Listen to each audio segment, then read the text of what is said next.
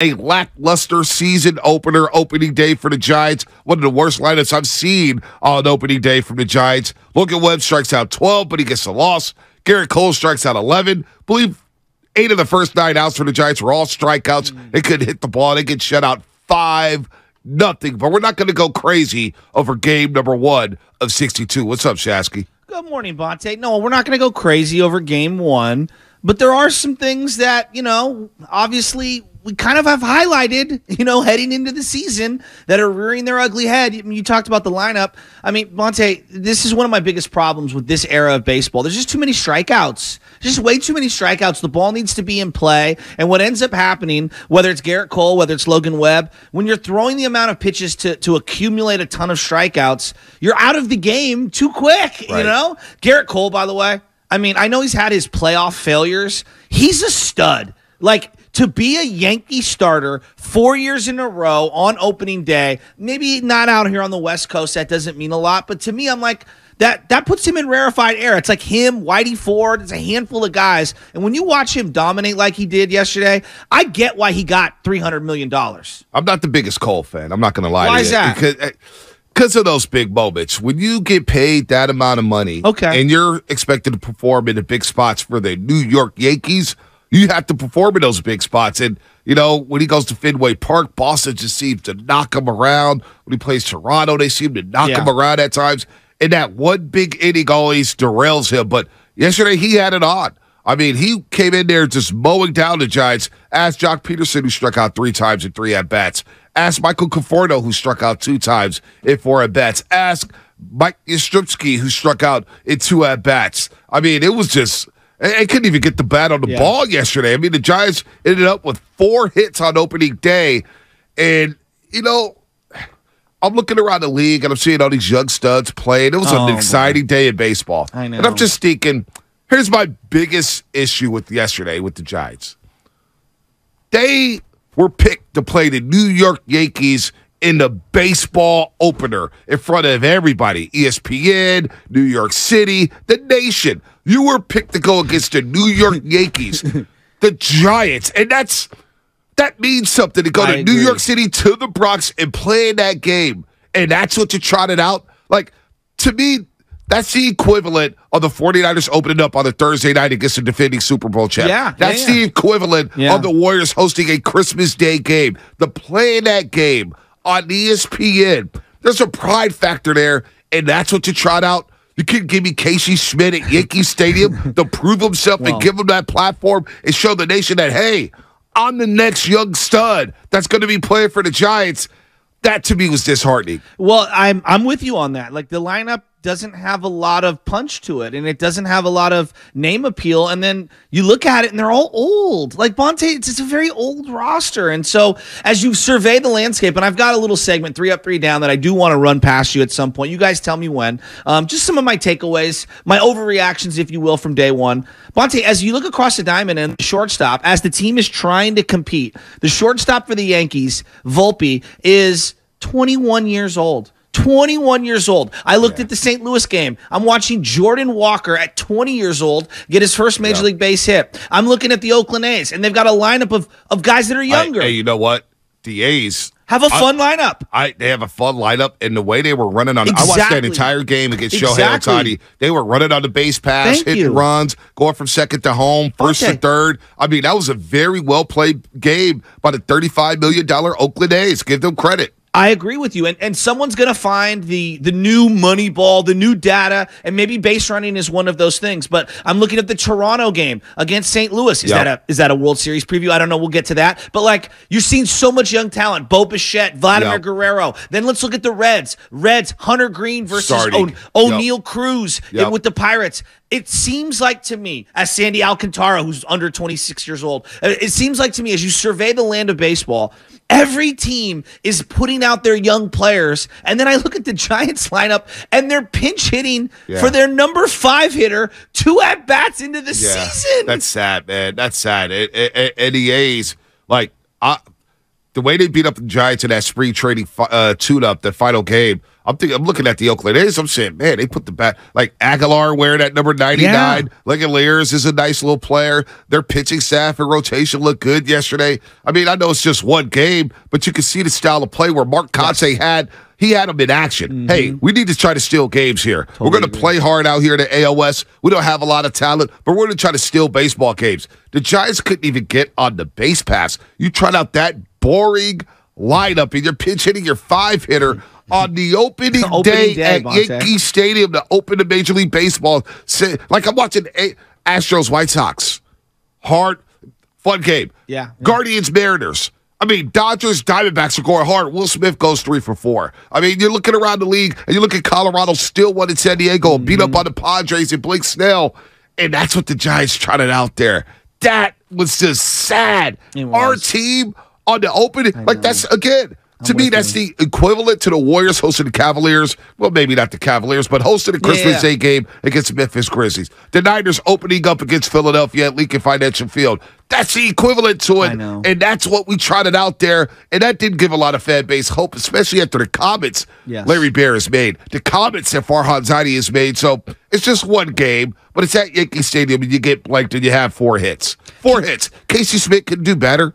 We couldn't see Matos. Really? I mean, again, I've been frustrated with the philosophy of the organization for quite some time and where they're going. Let's talk about some of the positives. Look, I hate to be this guy. I thought Logan Webb looked better than whatever the output is. I think it was a 6-inning, 3 runs given up. You call it a quality start. I think quality start is one of the dumbest, criterias because there's context to everything, right, Bonte? Quality start. Well, did you have guys on in every single inning? Did you blow through everyone and it was just a one-swing performance where, one guy hit a home run and it went off somebody's glove? Like, there's more context to it. But I thought he pitched well in that game. And I'm looking at Logan Webb and I'm saying to myself, boy, this feels like Matt Cain 2.0. This is a guy who I think has the golden arm right now, where he's in his prime, and he's going to pitch really well, and he's not going to have a lot of output to show for it, and that's kind of frustrating because if I look back at Matt Cain's career, he deserved, and you look at just the raw wins and losses,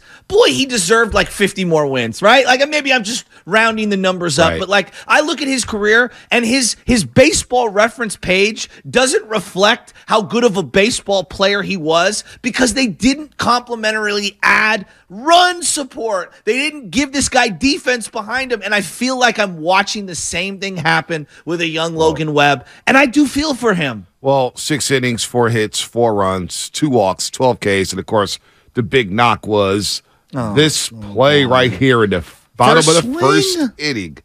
Pitch is swung on and hit in the air to center field and deep. Back goes Yastrzemski on the track at the wall. She is gone.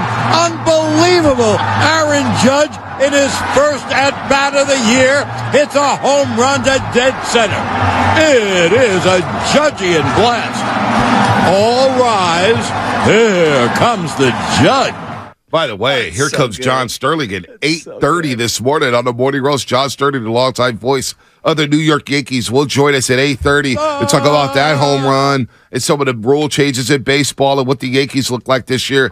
That was just hilarious. That Aaron Judge, so predictable, the guy the Giants wooed, and I'm not on board with hitting him. Look, I'm not mad at Aaron Judge for picking the New York Yankees.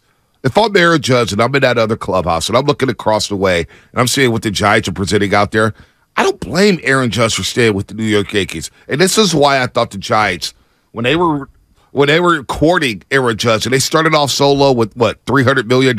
You had to start at $400 million to woo Aaron Judge. That was the starting point. Because when you look at this lineup, Aaron Judge would get no protection here. No protection. And that's what happens when you have a big-time star. Look how deep he makes that lineup look with Aaron Rizzo and DJ LeMahieu and Gleyber Torres and Giancarlo Stanton. Aaron Judge going yard in his first at-bat against a team that really, really wanted him. It was laughable. It was ironic, but I can't be mad at him. And no, I don't want the Giants to throw at him. It's not Aaron. I don't blame Aaron Judge for re-signing with the Yankees. No. See, I think where my frustration lies is it's not re-signing with the Yankees. It's the process of how it went down. You, premeditatedly hopped out of a limo, a moving vehicle, and had a cameraman waiting at a hotel. Now, this is like inside the negotiations. He used the Giants as a ploy and staged the entire thing, hopped out of a moving limo, had a cameraman at the front door, even though he had access to the back of the hotel, and winked into the camera, put it on social media. Like, I don't know, B. We're going to go old school. I know it's a new era. I'm not advocating hitting guys and starting a big fight or anyone getting hurt. I'm just saying, in the history of baseball, had you done this to Nolan Ryan's team, there would have been some pride behind Nolan Ryan. He would have ear-holed somebody. Okay, that's old school baseball. Pedro Martinez would have stood up for the B on the hat, and even Madison Bumgarner, like going back, I do think Madison Bumgarner would have at least brushed him back at minimum. Now, again, we can all disagree. It's the first batter. It's the first inning. It's his first at-bat. You can't put him on. Well, he hit a damn home run against you. Now it's a highlight that lives forever. And it's just more than anything, it's just so damn predictable. Yeah. Like, it was so predictable. It was predictable. And my heart sank, and I'm like, I felt bad for Logan Webb. And then I looked over at the manager, and I'm so out on Gabe Kapler and Farhan. It's just, I could not be more out on. I know it's not one game. Joe, they won 106 a couple years ago. No, it's the pattern that I've seen over a 3-4 year period. Well, it's their reluctance to play young players. It's their reluctance to develop young players. It's their baseball strategies and philosophies. I don't care what the data tells me. You're pinch hitting for your number 5 hitter that you started in center field, 2 at-bats into the baseball season. The 5 hitter? How many teams in baseball pinch hit for their 3, 4, or 5 hitter yesterday? No, not many. Not many. I know the Oakland A's wasn't when they beat the Angels 2-1. The A's. Listen. The pace of play yesterday overall was incredible. I thought the pace of play is really a game changer. I was able to stay up and watch that entire A's game, and I enjoyed that A's game. I mean, Shohei Ohtani was just throwing gas. I mean, you talk about a team blowing wins for him. Shohei goes 6 innings, 2 hits, 10 strikeouts, 3 walks, and at the plate he goes 1-3, 1 for 3, including a walk there. But look, Muller pitched well in 5 innings. I thought the A's bullpen looked good. Tony Kemp played hard. That A's team, man, I was very impressed with how scrappy they were and how they used the base pass to their advantage. Knowing that the pace is quicker, knowing that, hey, pitchers got to load up and throw that ball across the plate. It was just a stark contrast between the A's and Giants. Like, the A's may not win a lot of games this year, but damn it, I enjoyed that. Well, watching the Giants just whiff and pinch hit and knowing what was going to happen and look slow and unathletic yesterday at Yankee Stadium. You open the season with that. I know. With that. It's only one game, but, that was disgusting. Well, I think it was just more like the crystallization of where we're at. It was just like, it hurts. Like, it really hurts. And then I look up, I'm like, if I'm paying, like we always talk about Joe Lacob paying the luxury tax and the bang for buck he's getting for young players or Jermichael Green or whatever. Can you imagine being part of the Giants ownership and you're looking up and you're like, we've got a $170 million payroll. Yeah. And Wilmer Flores is starting at third base on opening day because the manager feels that he's earned it? What? What about putting out the best roster to win the game? What is this lifetime achievement participation award? Yeah. My coach, who about Wilmer Flores? How crazy was that? Did you hear that sentence? He deserved to start because of what he did last year. What? Let's not put our best players out there. Let's give a guy a shot because of what he did last season. Now, Morelli, and I was thinking about this last night. I couldn't believe that sentence, Monte. Well, Morelli on YouTube. Monte, please, bro. We spoke about the Giants yesterday, the complete 4-hour show. They don't deserve us to speak about them. And this is where it goes back to, why do we treat the Giants so differently than the Warriors and the 49ers?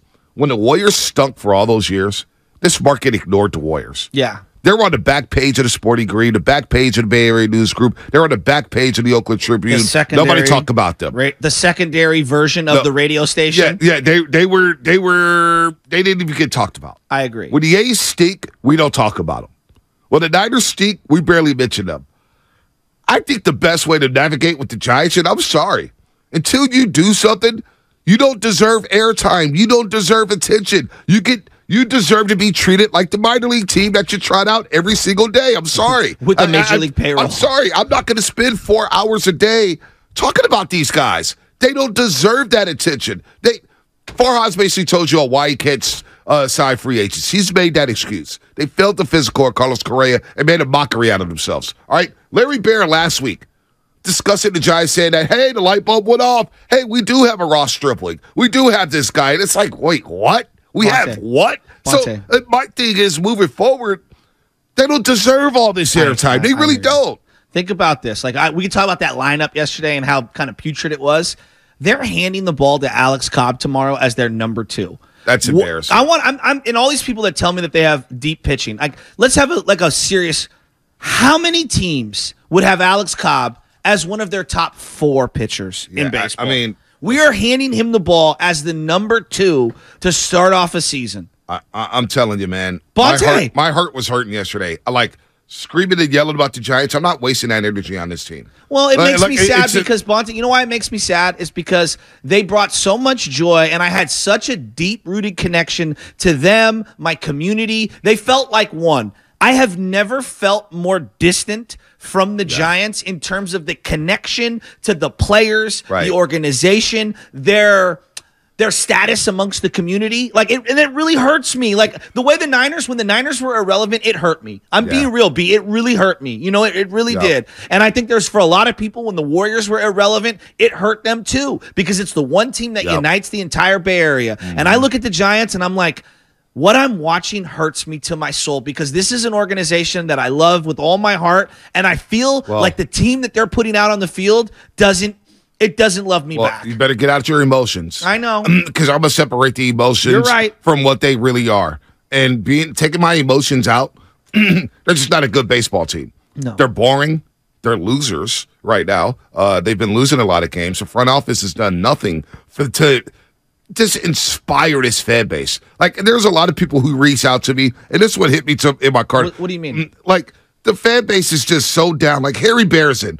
My guy, Harry Bearson. One of the more optimistic sports fans I know. Out there, when it comes to the Giants, Niners, everyone. He'll cape up all the time. He texted me yesterday. He's a good fan. He texted me yesterday. He goes, I'm out sick from work. Nothing else for me to do but watch a ball game right now. It's opening day, and I feel like turning it off. With the way Farhan runs the club, if the team is good, then it's entertaining, because winning is entertaining. But if they're not good, it's unwatchable.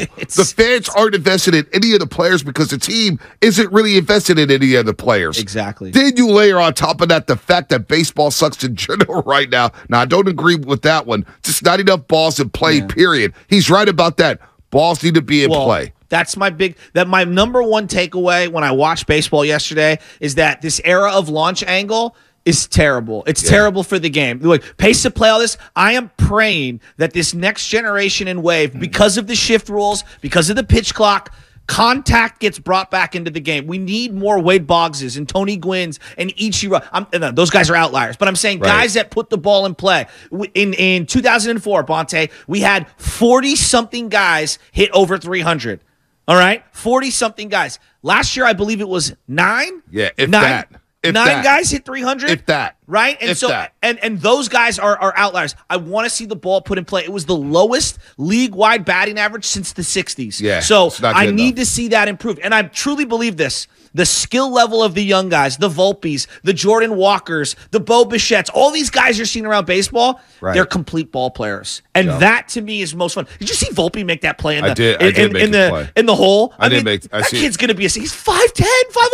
I mean, I saw a lot of plays. Again, the big takeaway for me yesterday, I'm watching that A's game. I said, damn, I like the way they play. Yeah, they may not win a lot of games. Speed. That's a scrappy team. Yeah. And then the presence in the batter's box. They looked like they meant business. You know what I'm saying? There's a presence that you have in that batter's box. They look like they didn't fear Ohtani. They didn't fear anything the Angels. Throw it at him now. Look, Ohtani was blowing gas, right? Fun. He's so fun, and he was blowing gas. But that's the thing. Ohtani's walking off the mound, and you see Angel fans pumping their fists. I'm like, come on, let's go. They have hope. The A's, Legaliers. I want a Legaliers. We don't have that on the Giants. By the way, Joey Bart, he's basically done in San Francisco. You can't get on the field for this team. I know. You can't get on the field for this team.